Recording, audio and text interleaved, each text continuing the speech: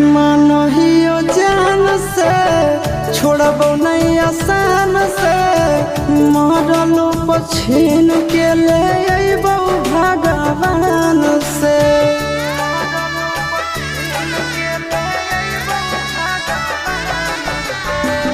मानहियो जान से छोड़बो नहीं आसान से मरलो पछीन के ले अइबो भगवान से।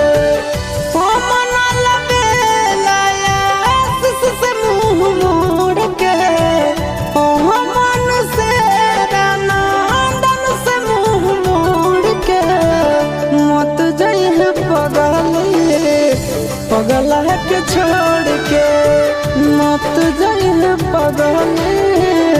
पगला के छोड़ के।